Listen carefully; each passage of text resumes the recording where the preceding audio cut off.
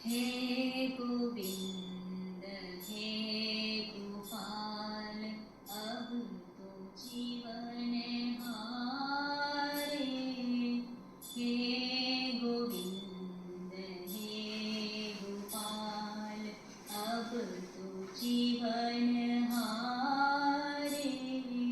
हे गोविंद हे गोपाल।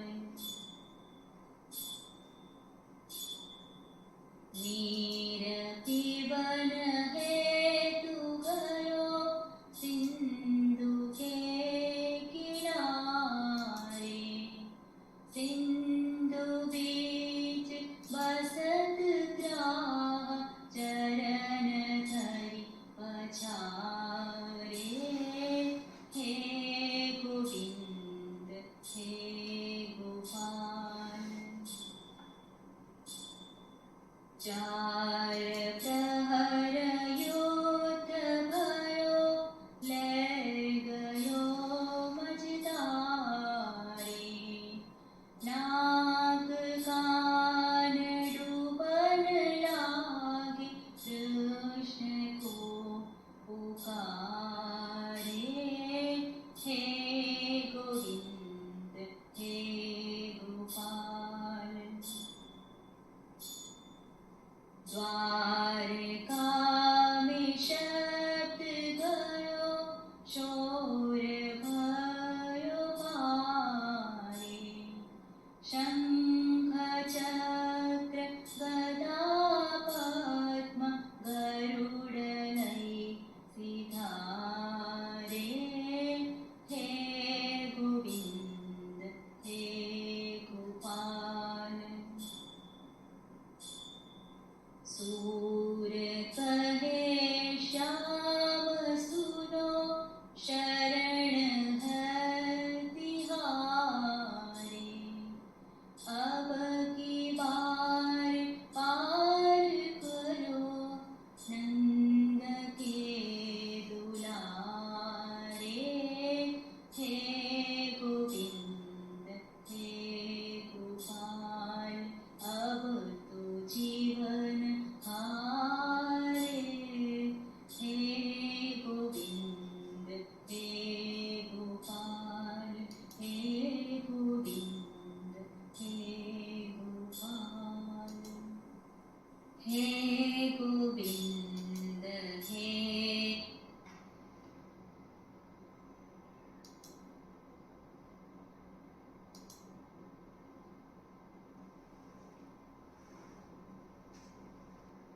ॐ सहना भवतु सहनौ भुनक्तु सह वीर्यं कर्वावहै तेजस्विनावधीतमस्तु मा विद्विषावहै। ॐ शान्ति शान्ति शान्तिः। ब्रह्मानन्दं परमसुखदं केवलं ज्ञानमूर्तिं द्वन्द्वातीतं गगनसदृशं तत्त्वमस्यादिलक्ष्यम् एकं नित्यं विमलमचलं सर्वदी साक्षिभूतं भावातीतं त्रिगुणरहितं सद्गुरुं तं नमामि नमामि। सरस्वती नमस्तुभ्यं वरदे ज्ञानरूपिणी। विद्यारम्भं करिष्यामि सिद्धिर्भवतु मे सदा सिद्धिर्भवतु मे सदा। ॐ तत्सत्। ॐ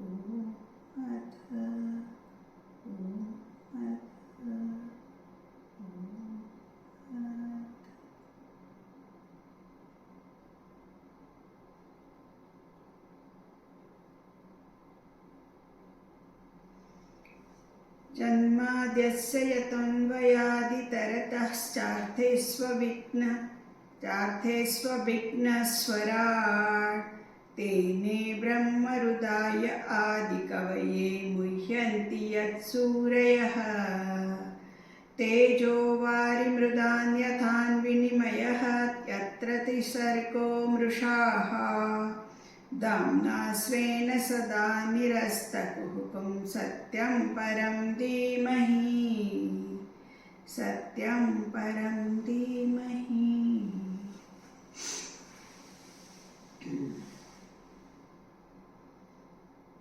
हे गोविंद हे गोपाल।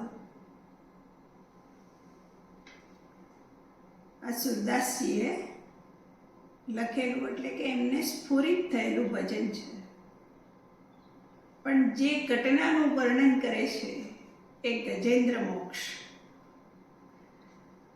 મહાભારતમાં આવેલું છે.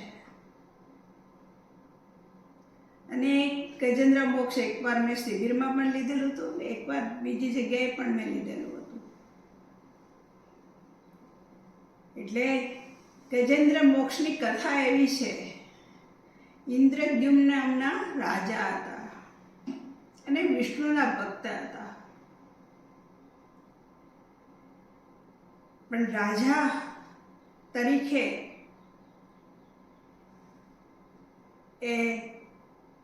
એમનો પરિચ્છિન્ન હું મોટો હતો. જગતમાં પણ એવું જોવા મળે છે ને કે જેમ જેમ પદવી પ્રાપ્ત થતી જાય, સ્ટેટસ બદલાતું જાય, એમ અપરિચ્છિન્ન હું છે એ મોટો થતો જાય. એટલે રાજાએ આવી રીતે હું મોટો થયો હતો અને એને અગત્ય ઋષિ જે હતા એમનું અપમાન કર્યું, એટલે કે એનું સન્માન ના જાળવ્યું. ઋષિ હતા તો રાજા તરીકે એનું સન્માન જાળવવાનું હોય, એનો આદર સત્કાર થવો જોઈએ. એની બદલે એણે એનું અપમાન કર્યું અને ઋષિએ એને શ્રાપ આપ્યો કે હવે પછીના જન્મમાં તું હાથી થઈશ.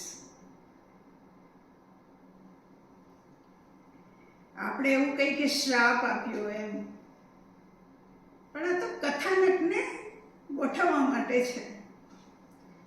પણ આપણા દ્વારા મનુષ્ય દ્વારા કોઈ પણ થયેલું ગેરવર્તન છે અને એની પાછળનો ભાવ હું કરું છું એવો છે, કરતા અને ભોગતા પોતાને ગણતો હોય તો સ્વાભાવિક જ છે કે એ કર્મનું ફળ એમને મળે. અને ઋષિના અપમાનનું ફળ એને મળ્યું કે પછીના જન્મની અંદર એ હાથી થયા. અને એકવાર આ હાથી છે પોતાના કુટુંબ કબીલા સાથે એ પાણી પીવા ગયા સરોવરની અંદર, ને એને પગ મૂક્યો અને ઓલો મગરમચ્છ તૈયાર હતો, એણે એનો પગ પકડી લીધો અને ડસ્ટી અને એને મધ્ય સરોવરની મધ્યમાં લઈ ગયા કે જ્યાં ખૂબ પાણી વધારે હોય. ત્યારે ઓલી ધીમે ધીમે નીચે જવા માંડ્યા. એવી રીતે હાથીના નાક કાન બધી ડૂબવા લાગ્યા. હવે એને બચવાનો એક જ ઉપાય દેખાયો. આગળના સંસ્કાર જાગૃત થઈ ગયા, એના બે હાથ જોડાઈ ગયા. આર્ત ભક્ત તરીકે એણે ભગવાનને પ્રાર્થના કરી. જે વિષ્ણુ સહસ્રનામમાં ભગવાનના સહસ્ર નામ છે, એવી રીતે આમાં પણ ભગવાનના વિવિધ પ્રકારના નામ છે. એ નામ લઈને એને ભગવાનને પ્રાર્થના કરી અને ભગવાને એની પ્રાર્થના સાંભળી અને ભગવાન પ્રગટ થયા અને મગરમચ્છનો નાશ કરી અને આ હાથીને છોડાયો કે જે વિષ્ણુ ભગવાનનો ભક્ત હતો અને એવી રીતે એમનો ઉદ્ધાર કર્યો. એટલે કે આ નામ રૂપાત્મક જે હાથીની કાયા હતી કે જે એટલે કેવું હોય કે જે ખાવું વધારે ખાવાનું ને રજોગુણ પ્રવૃત્તિ તમોગુણ પ્રવૃત્તિ એનામાં વિશેષ હતી, એવું શરીર એનું હરણ કરી લીધું અને એને એમાંથી મુક્તિ અપાવી. આવી કોઈક કથા છે ને આ સુરદાસજીએ આ ભજનમાં કહ્યું છે, હે ગોવિંદ હે ગોપાલ. ગોપાલ એટલે પાલન કરનાર, પાલ એટલે પાલન કરનાર, ગો એટલે શબ્દનું પાલન કરનાર, ગો એટલે પૃથ્વી થાય, પૃથ્વીનું પાલન કરનાર, ગો એટલે શબ્દ થાય, શાસ્ત્રના શબ્દનું પાલન કરનાર. ગોપાલ ગોવિંદનો પણ એ જ અર્થ થાય. જે ગો એટલે જે શાસ્ત્રના શબ્દો છે, વિંદ એટલે જાણે છે, શાસ્ત્રને જે જાણે છે એટલે શાસ્ત્ર જે તત્વની વાત કરે છે એ સ્વયં ભગવાન પોતે જ છે. એટલે ઓલા હાથીરાજ છે પ્રાર્થના કરે છે, હે ગોવિંદ હે ગોપાલ, અબ તો જીવન હારે, હવે તો હું જીવન હારી ગયો છું, મારું જીવન સમાપ્ત થવાની પળ આવી ગઈ છે. જેવી રીતે દ્રૌપદીજીએ પ્રાર્થના કરી હતી, હે પ્રભુ હે ગોવિંદ હે ગોપાલ, હવે લાજ જાય તો તારી છે અને રેતો પણ તારી છે, હવે તો મારા હાથ જોડાઈ ગયા, હું જાણું છું તારા સિવાય મારું કોઈ રક્ષક નથી. આપણા જીવનમાં પણ એવું થાય કે પ્રભુ સિવાય આપણું કોઈ રક્ષક નથી. આપણે ભેગી કરેલી સંપત્તિ હોય કે આપણા સંતાનો હોય કે આપણા જીવન સાથી હોય કે આપણા સંબંધો હોય, સગવડતાના સાધનો હોય, કોઈક રીતે આપણું મન એમાંથી સલામતી શોધતું હોય, સુખ શોધતું હોય, પણ જાણવું કે કોઈ જ આપણું રક્ષણ કરનાર નથી. આ બધું જે કંઈ આપણને ભૌતિક જગતમાંથી પ્રાપ્ત થયું હોય એ બધું જ અનિત્ય છે, આવે અને જનારું છે. એ આપણી રક્ષણ કેવી રીતે કરી શકે? અને આપણે જોઈએ છીએ કે આપણે ઘણી વાર એવો હોય કે આપણે હારી જતા હોય, બધું જ આપણી પાસે હોવા છતાં કોઈક વાર એવું થઈ જાય, ભગવાન હવે હું શું કરું?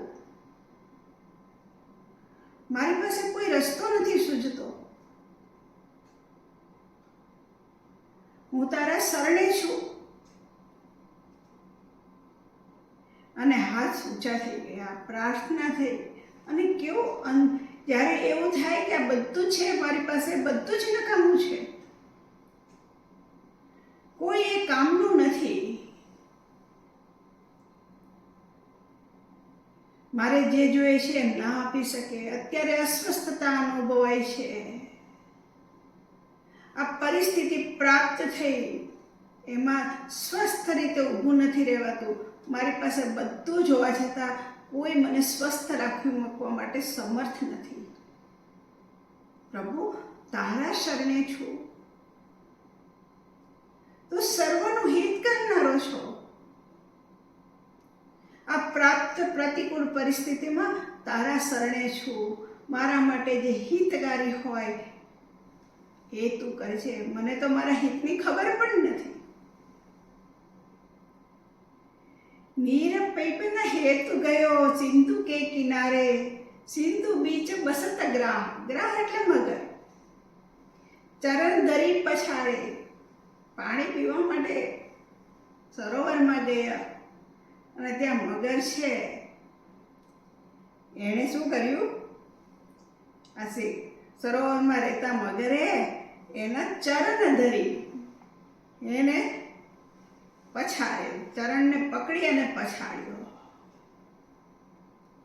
4 પહર યુદ્ધ ભયો, 4 પ્રહર લાંબો સમય સુધી યુદ્ધ થયું, લે ગયો મજધારે, એને મજધાર લઈ ગયા એટલે સરોવર મધ્યમાં લઈ ગયા, સરોવરની મધ્યમાં.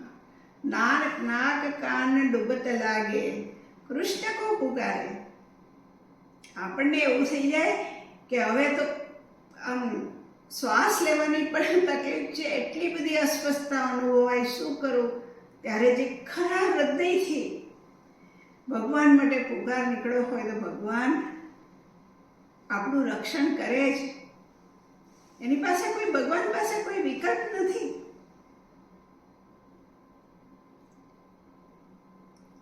અને કહે છે દ્વારકા મેં શબ્દ ગયો, સોર ગયો ભારી. દ્વારિકામાં ઓલા ભગવાન બેઠા હતા અને ત્યાં શબ્દ ગયો એટલે એને ભગવાનને એક સંભળાયું કે હે ગોવિંદ હે ગોપાલ, અને હે ગોવિંદ હે ગોપાલ આવું બધું સંભળાવા લાગ્યું. અને શંખ ચક્ર ગદા પદ્મ ગરુડ લઈ સિધારે, ભગવાન તરત જ આવી ગયા. ખરા દિલથી પ્રાર્થના કરી હોય એ નિષ્ફળ કદી જાય જ નહીં. પણ આપણે એવું માનતા હોય કે બીજી બધી આ જગતમાં બધા મારા સુખ સગવડતાના જે સાધનો છે, હવે એને નથી તો ભગવાનને કહી દઈએ. ઘણીવાર આપણા જીવનના ઘણાના જીવનમાં એવું થાય કે પ્રતિકૂળ પરિસ્થિતિ પ્રાપ્ત થાય ત્યારે વ્યક્તિ ભાંગી પડે, ભગવાન તારે કેટલા તારા વ્રત કર્યા, કેટલું મેં તારું ચિંતન કર્યું, આવું કર્યું બેવું કર્યું, પણ તે મને આવું કર્યું. મારે હવે તારી સાથે સંબંધ નથી રાખવા. ભગવાન એવું કરે કે જે આપણા માટે હિતકારી હોય એવું કરે. ભગવાન એવું ન કરે કે આપણને ગમે છે એવું કરે. કોઈ વાર આપણને એવું થાય કે એની ઈચ્છા અને આપણી ઈચ્છા એક થઈ જાય, એ આપણી ઈચ્છા પ્રમાણે કરે કારણ કે એમાં આપણું હિત રહેલું હોય. ઘણી વાર એવું થાય કે એમની ઈચ્છા એ આપણા માટે હિતકારી હોય તો એવું કરે. અને આવી રીતે સૂર કહે શ્યામ સુનો, સુરદાસજી કહે છે હે શ્યામ. ખબર છે ને, પ્રજ્ઞાચક્ષુ હતા, દિવ્યાંગ હતા, પણ આ બધું એમને પ્રજ્ઞાચક્ષુ હતા પણ એમને આ બધી ભગવાનની લીલાઓ છે એમને એનું દર્શન થતું હતું. જે દર્શન થતું હતું એને શબ્દ રૂપ આપતા હતા. શરણ હે તિહારે, હું તારા જ શરણે છું, અબ કી બાર પાર કરો નંદ કે દુલારે. એ નંદજીના પુત્ર તમે હવે મને આ પાર કરી દો. એવી કોઈક આપણી સ્થિતિ હોય તો ભગવાન આપણી ઈચ્છા પ્રમાણે ન કરે પણ આપણું હિત એટલે આપણને સન્માર્ગે દોરી જાય. થોડો સમય જાય, અસ્વસ્થ હોઈએ સમય જાય ને આપણને સદબુદ્ધિ પ્રદાન કરે. બુદ્ધિ યોગમ દદામી, એ બુદ્ધિ યોગ પ્રદાન કરે. ભગવાન સાથેનું એકત્વ કેવું છે, ભક્ત અને ભગવાનનું એકત્વ. ખરેખર આ બધી જગતમાં જે બધા ભોગો છે કોઈ કામના નથી. એની સાથેનો સંગ કોઈ ક્યારેય કામમાં નથી આવતો. આપણે પ્રભુનો સંગ છે એ કામમાં આવે. અને કોઈ વાર ભગવાન આપણી એ હૃદયપૂર્વક નીકળેલી પ્રાર્થના સાંભળી અને આપણો મેં કહ્યું ને કે એની ઈચ્છા આપણને આપણી ઈચ્છા ને એની ઈચ્છા એમાં હિત હોય તો ભગવાન આપણી વિપત્તિનું હરણ કરી દે. ને કોઈ વાર આપણી ઈચ્છા પ્રમાણે ન કરે પણ આપણને સન્માર્ગે દોરી જાય. ત્યારે એવું થાય કે ભગવાન હું તો તને પરિસ્થિતિ બદલવાનું કહેતો હતો પણ તું તો કેવો કૃપાળુ છે. વધારે કૃપા એની છે, એ છે કે આપણને તાત્કાલિક પરિસ્થિતિ, પ્રતિકૂળ પરિસ્થિતિ હોય એમાંથી દૂર કરી દે એટલું નહીં, પણ જ્યારે બુદ્ધિ યોગ આપે એ વસ્તુ વધારે સારું છે. ત્યારે આપણને એમ સમજાય કે પ્રભુ તું તો એક એવી પ્રાર્થના કરી હતી અને તું મને ક્યાં માર્ગે લઈ ગયો. મેં તો એવું કંઈ નથી કર્યું, તને પામવાની ઈચ્છા નથી કરી, કંઈ નથી કર્યું. માત્ર હૃદયથી પ્રાર્થના હોય અને તે તો મને સન્માર્ગે દોરી ગયો. એ વધારે ભાગ્યશાળી છે. ભગવાન આપણું ન સાંભળે એમાં આપણે વધારે ભાગ્યશાળી છીએ. એ આપણું હિત હોય એવું જ કરે. નંદ કે દુલારે હે ગોવિંદ હે ગોપાલ. આવી રીતે આ હતું. એટલે અહીંયા પણ આ ભાગવત કથા છે, તો એનું શ્રવણ, એનું મનન એટલે કે ચિંતન, ભગવાનના લીલાઓનું ધ્યાન કરીએ સુરદાસજીની જેમ, એ આપણને સહાયભૂત છે. આ માત્ર કથા શ્રવણ કરવાની નથી, પણ એ પ્રમાણે આપણે જીવન જીવવાનું છે. અને જેટલું જીવન થોડુંક પણ સ્વલ્પમપ્યસ્ય ધર્મસ્ય ત્રાયતે મહત્વભર્યા, થોડું પણ ધર્મનું આચરણ કરેલું હોય, એનું સ્મરણ કરેલું હોય તો મહાભયમાંથી એવું આપણને ઉગારી લે છે, આપણું રક્ષણ કરે છે. એટલે ભગવાન સાથેનો સંબંધ જ સાચો છે, બાકી કયો સંબંધ સાચો? અહીંથી ગયા પછી શું બાકી રહેશે? છે બધું જ અહીંયા મૂકીને જવાનું છે. આપણા સગા વાલા આપણને બધા ખૂબ પ્રેમ કરતા હોય તોય કાળે કરીને ભૂલી જ જવાના છે. ભૂલ્યા વગર એના માટે સંભવિત જ નથી બીજું. પણ ભગવાન ને મારો સંબંધ તો અહીંથી ગયા, જીવ ભાઈ ગયા તો એ બની રહેવાનો છે. ઓલો મુક્ત પુરુષ છે એ વ્યવહારિક રીતે એવું જ કહે, ભગવાન તું અને હું તારો ભક્ત. અને એ મુક્ત પુરુષ છે, મુક્ત મનુષ્ય છે, એનું શરીર શાંત થઈ જાય ત્યારે તો એ સ્વયં એનો ભગવાનનો જ હું રહે છે. સ્થૂળ શરીર, સૂક્ષ્મ શરીર બે વિલીન થઈ ગયા. આવી આ યાત્રા છે. અને સૌનક ઋષિ વગેરે છે એને સૂતજીને આ પ્રશ્ન પૂછ્યો છે, એ સૂતજી, અમારે માનવનું કલ્યાણ કરનાર શું છે એ અમારે જાણવું છે. ને સૂતજીએ શું કહ્યું કે ધર્મ છે એ મનુષ્યનું કલ્યાણ કરનાર છે. ત્યારે જોયું હતું ત્યારે ધર્મ શબ્દના ઘણા બધા અર્થ કરેલા હતા. એ બધા જ અર્થ અહીંયા લાગુ પડે છે. ધર્મ એટલે 4 પુરુષાર્થમાંનો એક ધર્મ પુરુષાર્થ. પણ આપણે એ વખતે જોયું હતું કે સ્વતંત્ર પુરુષાર્થ નથી, પણ અર્થ ઉપાર્જનમાં અને કામ પુરુષાર્થની અંદર.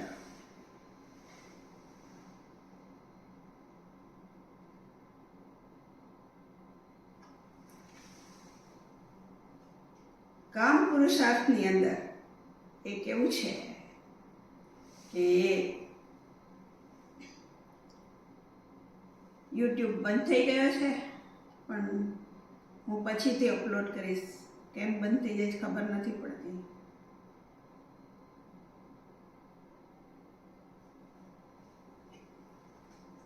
હા, આપણે જોઈએ. એટલે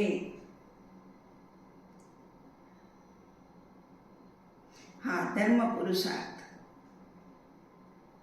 કે જે ધર્મ છે એ અર્થ ઉપાર્જન અને કામ પુરુષાર્થમાં એ સંમિલિત હોય. સમષ્ટિના હિતને લક્ષ્યમાં રાખી અને અર્થ પુરુષાર્થ અને કામ પુરુષાર્થનું અનુષ્ઠાન હોય. એટલે ધર્મ એટલે એ એક અર્થ એવો થાય. ધર્મ એટલે શાસ્ત્ર, શાસ્ત્ર એમાં કર્મ, ઉપાસના અને જ્ઞાનકાંડ, કર્મકાંડ, ઉપાસનાકાંડ ને જ્ઞાનકાંડ બધું જ આ રીતે શાસ્ત્રની અંદર. એ પણ ધર્મ કહેવાય ને ઈશ્વરને પણ ધર્મ કહેવાય. અને ઈશ્વર અનુસંધાન રૂપે જે કંઈ વ્યવહાર કરીએ, કર્તવ્ય પરાયણ હું જીવન જીવું, એને પણ ધર્મ કહેવાય. ને મારું સ્વરૂપ છે એને પણ ધર્મ કહેવાય. આખા મનુષ્ય જીવનની યાત્રા છે એ દર્શાવી દીધી છે.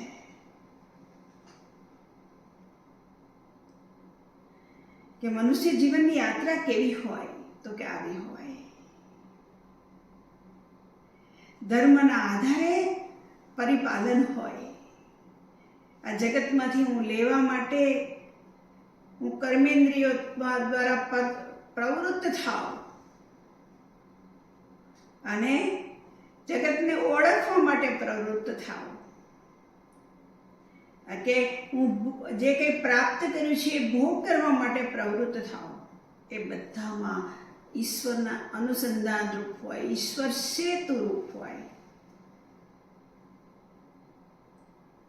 ને વ્યક્તિ આવી રીતે જીવન જીવે છે એટલે વિચારશીલ વ્યક્તિત્વ પ્રગટ થાય ને વિચારશીલ વ્યક્તિત્વના કારણે એના જીવનમાં શાસ્ત્ર આવે, ઈશ્વર આવે. પહેલા તો ઈશ્વરની ઓળખાણ થાય કે આનું સર્જન કરતા કોણ છે, શું છે, પોતાના અનુભવને સાથે જાણે.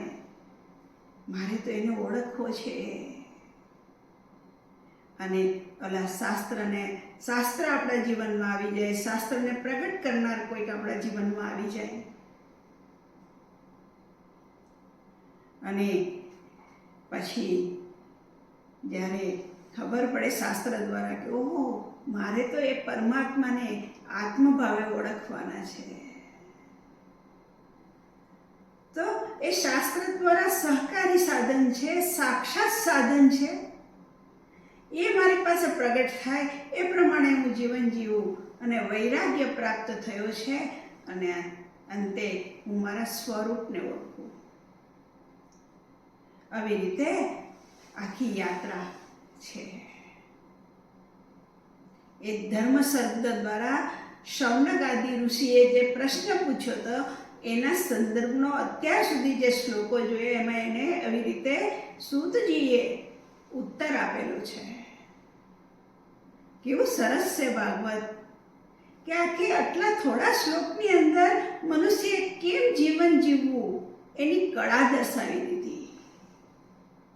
મનુષ્યના જીવનનું ધ્યેય શું હોય એ દર્શાવી દીધું. આ મનુષ્ય જીવન જીવવું છે તો શેના માટે આ જગતમાં આપણે આવ્યા છીએ એ પણ દર્શાવી દીધું.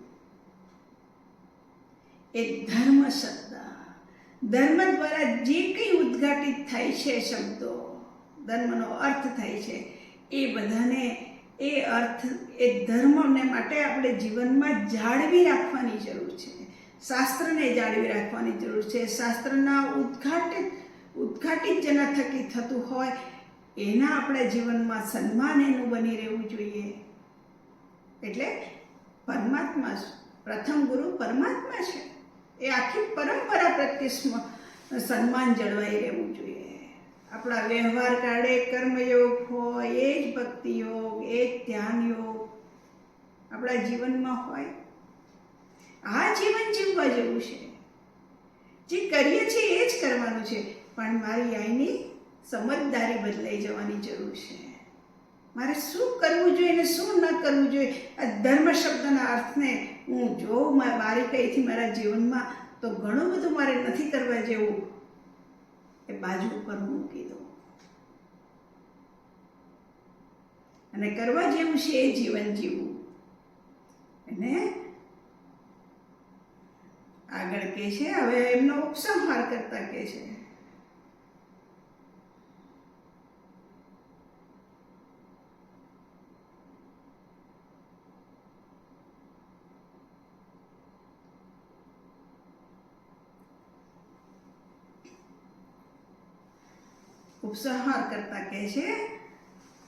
અતો વૈ કવયો અતઃ વૈ કવયઃ. પહેલા હું પૂર્ણ શબ્દ જો અતો વૈ કવયો નિત્યમ ભક્તિમ પરમયા મુદા 22મો શ્લોક. પ્રથમ સ્કંદ બીજો અધ્યાય 22મો શ્લોક. વાસુદેવે ભગવતી કુર્વંતી આત્મપ્રસાદની, એટલે શું કહે છે? અતઃ, અતો એટલે અતઃ માટે, કવયઃ, કવયો છે સંધિ છે એટલે કવયઃ વિવેકી મનુષ્ય, જિજ્ઞાસુ મનુષ્યો, પરમયા એટલે પરમ, મુદા પરમ હર્ષથી, વૈ એટલે ખરેખર સાચે જ, માટે વિવેકી મનુષ્યો પરમ હર્ષથી સાચે જ ભગવાન વાસુદેવમાં, ભગવાન વાસુદેવમાં આત્મપ્રસાદની, મનને શુદ્ધ કરનારી નિત્ય ભક્તિ કુર્વંતી કરે છે. ઉપસંહાર કર્યો કે ધર્મનો આવો અર્થ છે. માટે મનુષ્ય, જે જિજ્ઞાસુ મનુષ્ય છે એ ભગવાન વાસુદેવની ભક્તિ કરે છે. કેવી રીતે કરે છે? ખૂબ શુદ્ધ અંતઃકરણ સાથે કરે છે અને ખૂબ ઉત્સાહથી કરે છે, પરમ હર્ષથી. એટલે કેવો હર્ષ હોય, ઓહો મારા ભગવાનનું મારે નામ લેવાનું છે, આજે તો મારો સત્સંગ છે, બીજું કાંઈ ન જોઈએ, મારે તો આ જ જોઈએ. અને વ્યવહારિક અનુકૂળતા ન થાય ત્યારે, મારી લાચારી હોય ત્યારે ભગવાનને પ્રાર્થના થાય કે ભગવાન મારે તો આવું જ કંઈક જોઈએ છે, સત્સંગ, બીજું કંઈ મારે જોઈતું નથી. કારણ કે તે મને ધર્મ શબ્દથી સમજાવી દીધું છે કે મારે શું કરવા જેવું છે. કારણ કે આ ભાગવત તો ભગવાને અંદર પ્રવેશ કરેલો છે ને, ભગવાને પ્રવેશ કરેલું છે. એટલે ભાગવત છે સ્વયં ભગવાન છે. એટલા માટે અહીંયા ઉપસંહાર કરતા આવું કહે છે.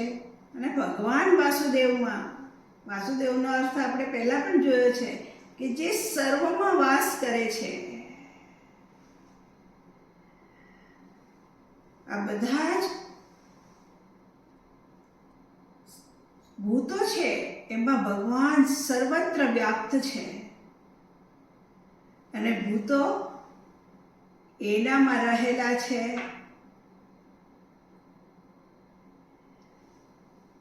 એવા વાસુદેવ કે જે માત્ર વાસુદેવ એટલે જે પરમાત્મા છે સ્વયં, એની સાથે મનને શુદ્ધ કરનારી આ ભક્તિ કરે છે. એટલે એનામય જીવન જીવે છે. એટલે અહીંયા શું કહે છે? કહેવા એવું માગે છે કે જિજ્ઞાસુએ ભગવાનની ભક્તિ કરવી જોઈએ. હા, અને 23મા શ્લોકમાં કહે છે સત્વમ રજસ્તમઃ, સત્વમ રજસ્તમ ઇતિ પ્રકૃતેઃ ગુણાઃ તૈઃ યુક્તઃ પરઃ પુરુષઃ એકઃ ઇહ અસ્ય દત્તે. સત્વગુણ, રજોગુણ, તમ એટલે તમોગુણ, ઇતિ એટલે એમ, પ્રકૃતે હે પ્રકૃતિના, ગુણાહ આ 3 ગુણો છે. પ્રકૃતિના, માયાના 3 ગુણો છે. સત્વગુણ, રજોગુણ, તમોગુણ.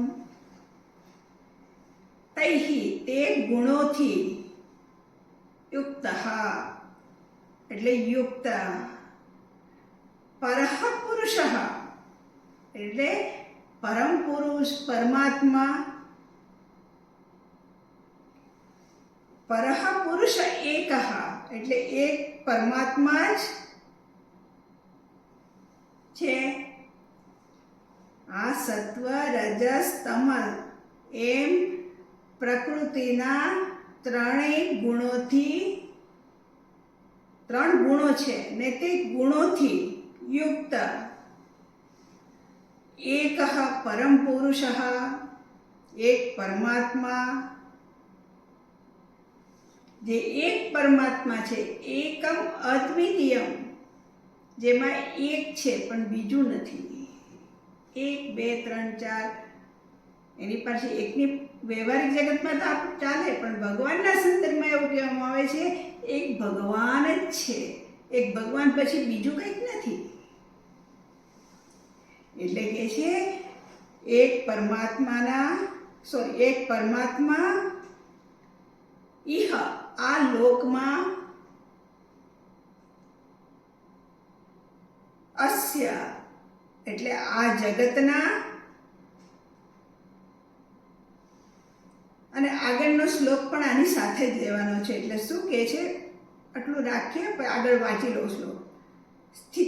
સ્થિત્યાદયે હરિવિરંચી હર ઇતિ સંજ્ઞાઃ શ્રેયાંસી તત્ર ખલુ સત્વનોઃ નૃણામ સ્યુઃ.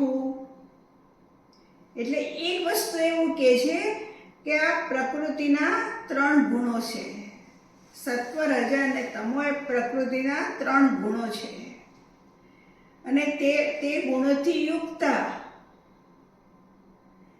આ એક પરમાત્મા એટલે ભગવાન જ છે, પરમાત્મા છે. એનાથી અભિન્ન એની માયા શક્તિ છે ને માયા શક્તિના ત્રણ ગુણો છે. ભગવાન એનાથી સંપન્ન છે, એને ધારણ કરેલી છે માયા શક્તિને, પણ સ્વતંત્ર નથી માયા શક્તિ. પરમાત્માથી અભિન્ન એવી માયા શક્તિ છે. એટલે કે છે કે એક પરમાત્મા ઇહ આ લોકમાં આ જગતના સ્થિતાદયે સ્થિતિ વગેરે કાર્ય કરવા માટે સર્જન, સ્થિતિ અને પ્રલય. સર્જન, સ્થિતિ અને પ્રલય વગેરે કાર્ય કરવા માટે હરિ વિરંચી હરહ ઇતિ બ્રહ્મા વિષ્ણુ અને મહેશ એમ સંજ્ઞાઓને એટલે કે નામને તત્તે ધારણ કરે છે.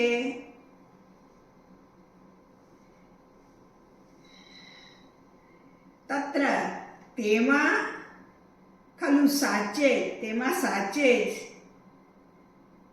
સત્વગુણ વાળા વિષ્ણુથી જ નૃણામ મનુષ્યોનું કલ્યાણ થાય છે. આવી વાત કરો છો? માત્ર વિષ્ણુથી જ થાય? પણ અમે તો શિવજીના ભક્ત છીએ, અમે તો ઘણા ગણેશજીના ભક્ત છીએ, અમે કોઈ દેવીના ભક્ત છીએ, તો અમારું કલ્યાણ ના થાય ને? એવો પ્રશ્ન થાય આપણા મનમાં. કારણ કે દરેકના ઈષ્ટદેવ જુદા છે. ને અહીંયા તો ભાગવતમાં એવું કહે છે વિષ્ણુ એ સત્વગુણી છે, માટે એનો આશ્રય ગ્રહણ કરવાથી જ મનુષ્યનું કલ્યાણ થાય છે. ભગવાનથી એના આ પ્રકૃતિના ત્રણ ગુણો છે, માયાના ત્રણ ગુણો, એ ભગવાનથી અભિન્ન છે. પણ એમાં સત્વગુણવાળા વિષ્ણુથી જ, પરમાત્મા તો એક જ છે, પણ એ બ્રહ્મા, વિષ્ણુ અને મહેશ તરીકે આવા ત્રણ નામ લઈ અને પોતે આ જગતને ધારણ કરે છે. તો એ જાણવું રહ્યું કે કાર્યના આધારે વાત કરી છે. સર્જન કરવાનું કાર્ય છે એ રજોગુણથી યુક્ત છે. સ્થિતિ પાલન કરવાનું કાર્ય છે એ સત્વગુણી છે. અને સંહાર કરવાનું કાર્ય છે, પ્રલય સંહાર, એ તમોગુણથી યુક્ત છે. કાર્યના આધારે વિભાગ પાડ્યા છે, પણ એક જ પરમાત્મા 3 નામ ધારણ કરેલા છે, પણ કાર્યના આધારે. ઓલો સોની હોય અને ઘરેણાં બનાવતો હોય, એના શોરૂમની અંદર આમ ઘરેણાં બધા લટકાવ્યા હોય સોનાના, કારણ કે હવે તો ફેશન ચાલે, ફેશન પ્રમાણે બધા જુદા જુદા ઘરેણાં હોય, જુદી જુદી ડિઝાઇન હોય, રોજ બદલાતી રહેતી હોય. તો સર્જનનું કાર્ય કરવા માટે એને પ્રવૃત્ત થવું પડે છે. તો રજોગુણ શું કરે છે? મનુષ્યને પ્રવૃત્ત કરે છે. આપણે જ્યારે પ્રવૃત્તિ કરવા માટે તત્પર છીએ ત્યારે એ રજોગુણથી યુક્ત હોઈએ છીએ. આપણે રજોગુણ હોય પણ ઈશ્વરના અનુસંધાન રૂપી પ્રવૃત્તિ કરીએ ત્યારે રજોગુણ અને સત્વગુણ બંને સાથે હોય છે. પ્રધાન રજોગુણ હોય છે, પણ ચોક્કસ સમજદારી પૂર્વકની પ્રવૃત્તિ છે જે મને ઈશ્વરની સમીપ લઈ જનારી હોય છે. અને સંહારની પ્રવૃત્તિ છે તો એ કંઈક કાર્ય છે, પણ સંહાર કાર્યના આધારે વ્યવહારિક રીતે જે સંહારનું કાર્ય છે, આપણે મનુષ્ય હોય તેને કહીએ ને, જે સંહાર કરતો એને આતતાયી કહીએ, આતંકવાદી કહીએ છીએ. તો કાર્યના આધારે ઓલો વ્યક્તિ છે ત્યારે એની વિવેક બુદ્ધિ નષ્ટ થઈ ગઈ હોય, એના ઉપર તમોગુણ છવાઈ ગયો હોય અને બીજો રજોગુણ હોય, સત્વગુણ છે એ ત્યારે એની હાજરી હોય જ નહીં, ત્યારે ઓલા નિર્દોષ લોકોનો પણ સંહાર કરતો હોય છે. પણ તો એ ભગવાન છે એ પ્રલય કાળે પોતાની સૃષ્ટિને પોતાનામાં પાછી સંકેલી લે છે. પણ એ કાર્યના આધારે તો એ તમોગુણી કાર્ય છે, પણ પાલનનું કાર્ય છે. ભલા સોની હોય એ ઘરેણાનો શોરૂમ રોજ ગ્લાસ લૂછી કાઢે, બધું જોઈ લે, બધું બરાબર છે ને, કંઈ ખરાબ થયું હોય તો ફરી સરખું કરે છે.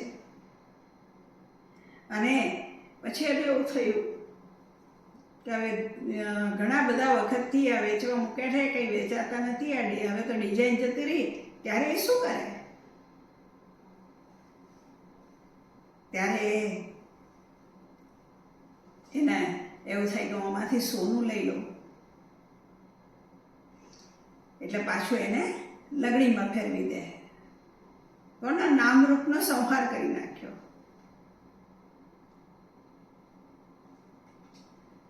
બરાબર ને?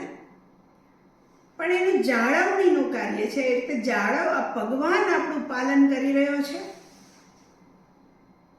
પાલન કેવી રીતે કરે છે? કંઈક સર્જન કરીએ, આપણા જીવનમાં કંઈક સર્જન થાય, કોઈ વ્યક્તિ આપણા જીવનમાં આવે, સર્જન છે. આપણા જીવનમાં કોઈ સગવડતાના સાધનો આવે કે પૈસા આવે, નવા સંબંધો બધાય, બધું સર્જન છે. અને એ જ ભગવાન કોઈક વાર મારા જીવનમાંથી એ લઈ લે. પણ જે પાલન કરનારો છે એ જ સર્જન કરનારો છે, એ જ મારા જીવનમાંથી કંઈક લેનારો છે.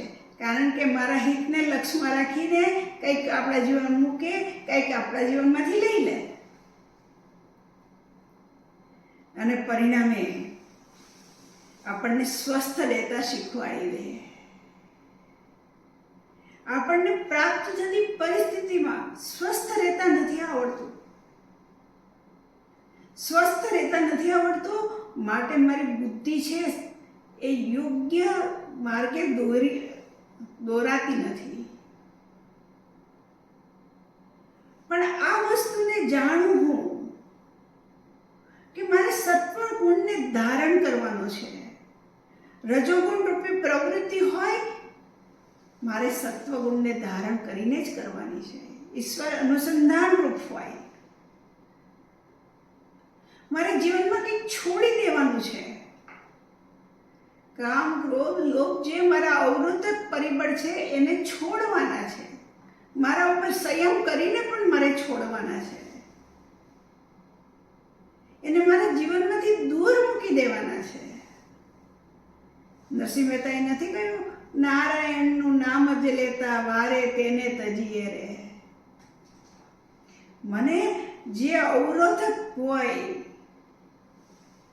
પરિબળ, એ અહીંયા બધાનું નામ માત પિતા તે બધાને, પણ આસક્તિ છે એના માટેની મને, એ મારા માટે અવરોધક પરિબળ છે.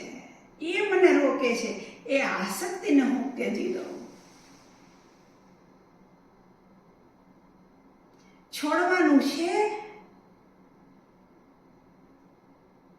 એટલે કે જેને મારા જીવનમાંથી દૂર હડસેલવાનું કાર્ય છે, એ કંઈ સ્થૂળ રીતે નથી, પણ મારી આંતરિક સ્થિતિ છે જે મને સહાયભૂત નથી. મારા આ જીવન જીવવાની અંદર મને ભગવાનથી દૂર લઈ જનારી છે, એને હું છોડી દઉં. તો ભગવાન શું કરે છે? મારા જીવનમાંથી કંઈક મૂકે, કંઈક લઈ લે. પાલન કરવા માટે બીજું કંઈ નથી કરતા, માત્ર હિતેશી રૂપે પાલન કરે છે. એના નિયમ અનુસાર આપણા પ્રારબ્ધ ફળીભૂત થયું છે. આપણા જીવનમાં પરિસ્થિતિને યોગ્ય સમયે યોગ્ય સ્થાનમાં આપણા જીવનમાં એ મૂકે. વ્યક્તિ રૂપે હોય, સંબંધ રૂપે હોય, સગવડતા રૂપે હોય, અને પછી હું એમાં ડૂબવા માંડું ત્યારે આપણા જીવનમાં ખળભળાટ ઊભો કરી દે ભગવાન. કોઈક પાછી એવી સિચ્યુએશન મૂકીને કંઈક લઈ લે અને મને વિચારવાનો સમય આપે કે જો તે આટલું બધું ભેગું કર્યું, પણ તારી સ્થિતિ તો એવી ને એવી છે. સ્થિતિ તો તારી બદલાતી જ નથી. તને આવું ગમે છે? આપણને ભગવાન પૂછે, તને આવું ગમે છે? આપણે શું કહીએ? ના ના ભગવાન, એટલે તો તારી પાસે આવ્યો, તું મને આમાંથી ઉગાર. મારે આવું નથી જોવું. મારા મુખ ઉપર પ્રસન્નતા જ હોય, હાસ્ય જ હોય, એવું મારે કંઈક જોઈએ છે.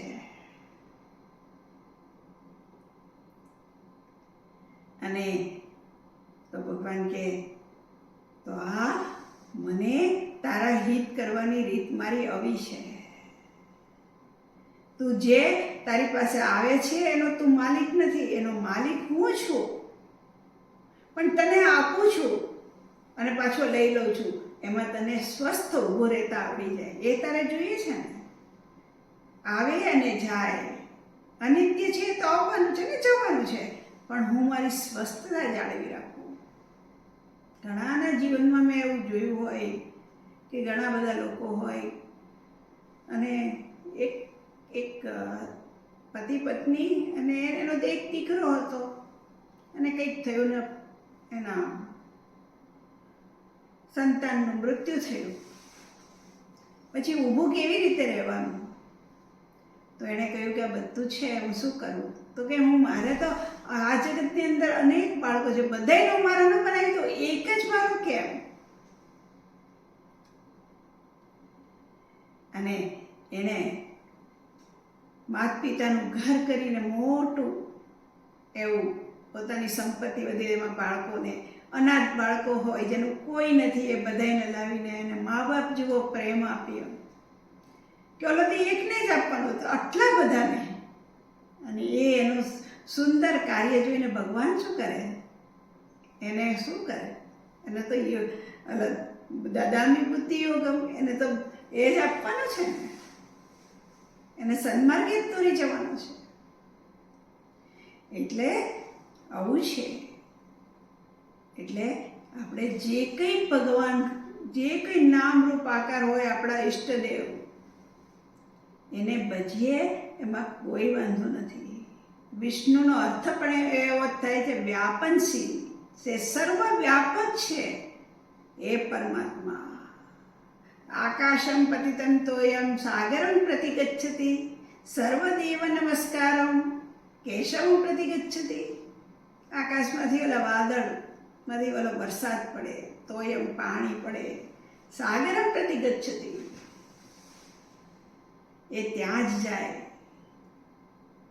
અને સર્વદેવ નમસ્કાર, જે મારા ઈષ્ટદેવ હોય એને હું નમસ્કાર કરું, એની સાથે જે કંઈ હું એના અનુસંધાન જે કંઈ કરું એ કેશવ પ્રતિ ગચ્છતિ. કેશવ એટલે પરમાત્મા. એ અત્યારે એનો બધા જાણીએ છે, શાસ્ત્રનું અધ્યયન કરનારા છે તો જાણે છે કે એની સંધિ છૂટી પાડીએ એટલે એનો અર્થ એવો થાય કે બ્રહ્મા, વિષ્ણુ અને મહેશ એની ઉપાધિનું જે અધિષ્ઠાન છે તે કેશવ એટલે પરમાત્મા જ છે. એટલે એ હવે કોઈ સંશય આપણો રહેતો નથી. આપણા જે પણ ઈષ્ટદેવ હોય. અને આગળ હવે દ્રષ્ટાંત આપીને સમજાવે છે. 24મો શ્લોક.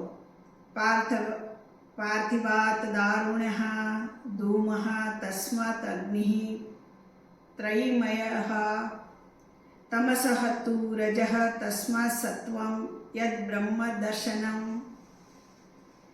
પાર્થિવાત એટલે પૃથ્વીમાં થયેલા, પૃથ્વીમાંથી પ્રગટ થયેલા.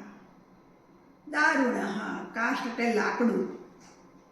પૃથ્વીમાંથી ઓલા એક તણખલું ઉગે, પછી છોડ થાય ને ધીમે ધીમે મોટું વૃક્ષ થાય અને સમય થતાં એ લાકડામાં પરિણમે.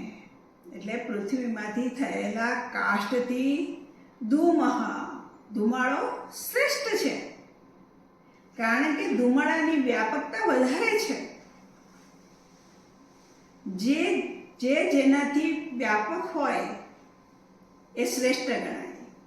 લાકડા કરતાં ધુમાડો, લાકડાને સળગાવીએ ધુમાડો થાય, વ્યાપક છે એટલે કે ધુમાડો શ્રેષ્ઠ છે. તે ધૂમથી, તે ધુમાડાથી, તસ્માત એટલે તે ધૂમથી, ધુમાડાથી અગ્નિ, યજ્ઞનો અગ્નિ શ્રેષ્ઠ છે.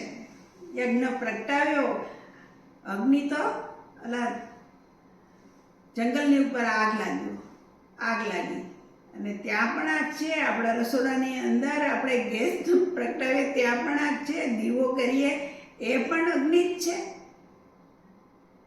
અને ઓલા આપણે કંઈ હોમ કરવા માટે, હવન કરવા માટે યજ્ઞ કુંડની અંદર ઓલો અગ્નિ પ્રગટાવ્યો તો ઈશ્વરના અનુસંધાન રૂપ હોય એ અગ્નિ ધુમાડા કરતાં શ્રેષ્ઠ છે. અને પછી કહે છે એટલે ત્રયીમયઃ, ત્રણ વેદ સંબંધિત યજ્ઞનો અગ્નિ શ્રેષ્ઠ છે એવું કહ્યું છે. અને વિશેષણ આપ્યું છે ત્રણ વેદ સંબંધી જે યજ્ઞનો અગ્નિ શ્રેષ્ઠ છે.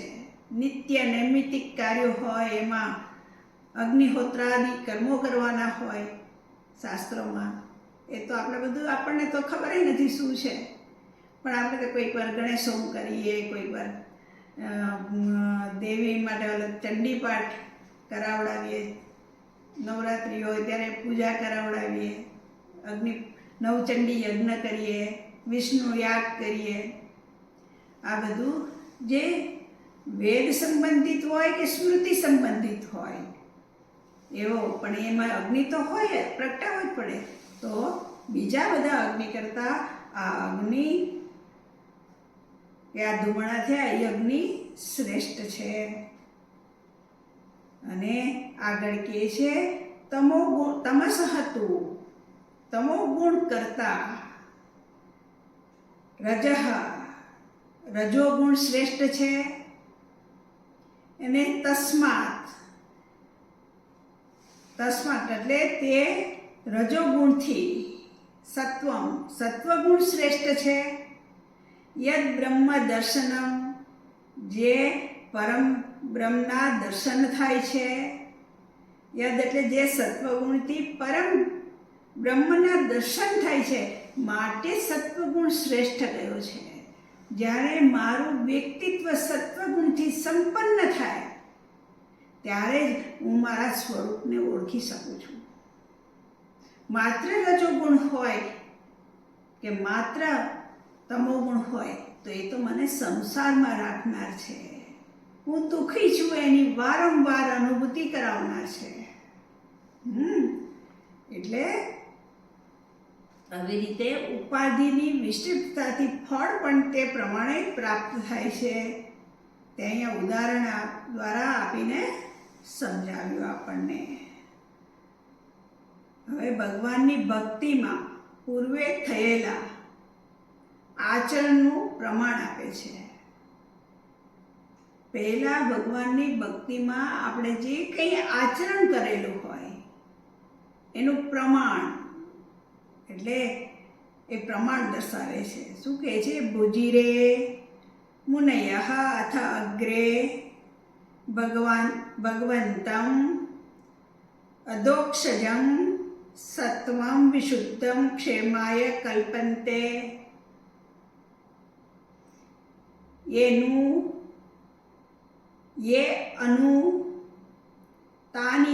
તાનહિ એટલે તાન ઇહ. હવે આપણે આનો અર્થ જોઈએ.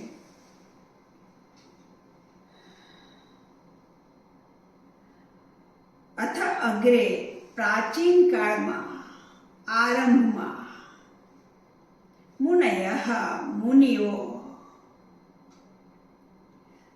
સત્વમ એટલે સત્વમય, વિશુદ્ધમ એટલે વિશુદ્ધ શુદ્ધ,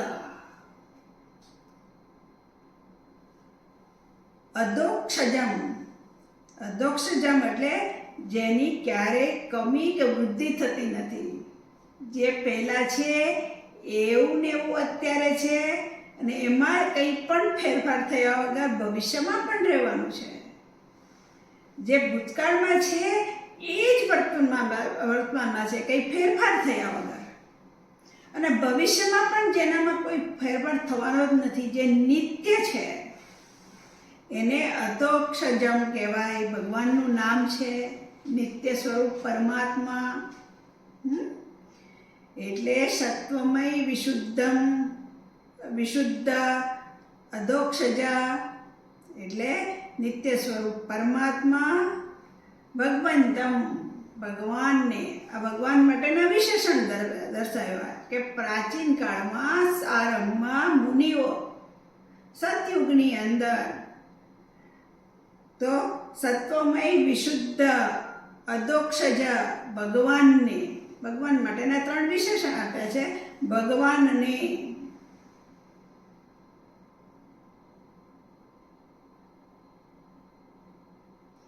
ભજીરે એટલે સેવતા હતા, એનું સેવન કરતા હતા, એનું સ્મરણ કરતા હતા. સર્વ કાર્યમાં એનું અનુસંધાનરૂપ કાર્ય કરતા હતા. જગત સાથેના વ્યવહારમાં એ સીધો સંબંધ નહોતો, પણ ભગવાન એ ઈશ્વર સેતુરૂપ હતા.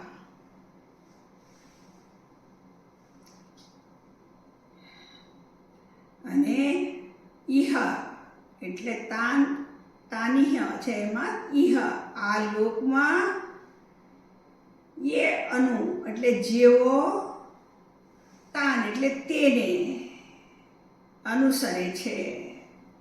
એટલે આ લોકમાં તેને જેવો અનુસરે છે, જેવો તેને અનુસરે છે. આ લોકમાં જેવો જે મનુષ્ય તેને અનુસરે છે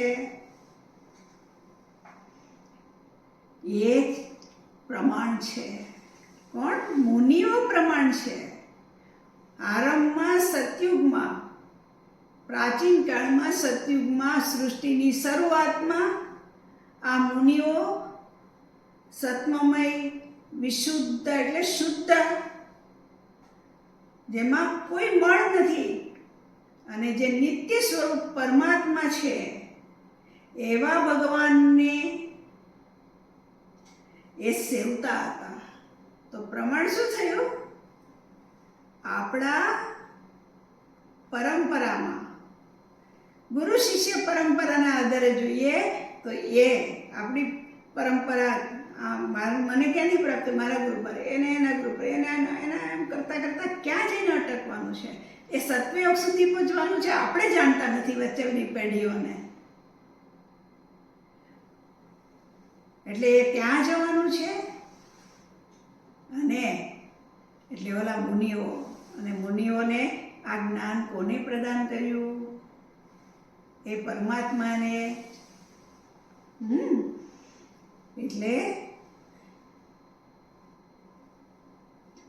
એટલે તેને આ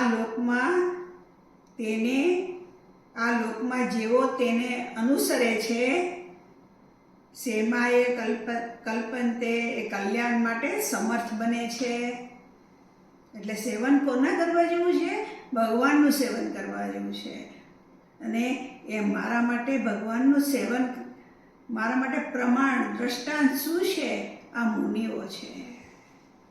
કારણ કે અત્યારે આપણી પાસે આ જ્ઞાન છે તો એમની પાસેથી જ આવેલું છે. પરંપરા કંઈ તૂટી નથી. તૂટી હોય તો આપણી પાસે આવે જ નહીં, પણ આપણા સુધી પાવ્યું છે કારણ કે પરંપરામાં એ છે જ. હવે અહીંયા શંકા થાય. ઘણા બધા લોકો નારાયણ સિવાય પણ ઘણા બધા દેવતાઓને બધા જોવા મળે છે, પરંતુ જિજ્ઞાસુ છે એ તો અન્યને ભજતા નથી, પણ કામના સહિત ભજનારાઓ જ અન્યને ભજે છે. એમ આ મુમુક્ષવ એવું કહીને હવે પછીના 2 શ્લોક કહે છે એ આપણે આવતા બુધવારે રાખીશું. બરાબર? એટલે ઓમ શાંતિ શાંતિ શાંતિ. હરિ ઓમ. શ્રી ગુરુભ્યો નમઃ. હરિ ઓમ. બુધવારે નહીં પણ શુક્રવારે. મારાથી બુધવાર બોલાઈ ગયું. શુક્રવારે ભાગવત તો શુક્રવારે છે. ઓમ નમો ભગવતે વાસુદેવાય. ઓમ નમો ભગવતે વાસુદેવાય. ઓમ નમો ભગવતે વાસુદેવાય. ઓમ નમો ભગવતે વાસુદેવાય. ઓમ નમો ભગવતે વાસુદેવાય. હે પ્રભુ, તારા સાથે જ મારો શાશ્વત સંબંધ છે અને એની મને ઓળખાણ થઈ છે. મારા પ્રત્યેક વિચારોમાં, મારા પ્રત્યેક વ્યવહારોમાં આ સત્યને સતત સાથે રાખીને જ મારું જીવન વ્યતીત થાય એવા તારા અનુગ્રહની મારે આવશ્યકતા છે. ઓમ તત્સત.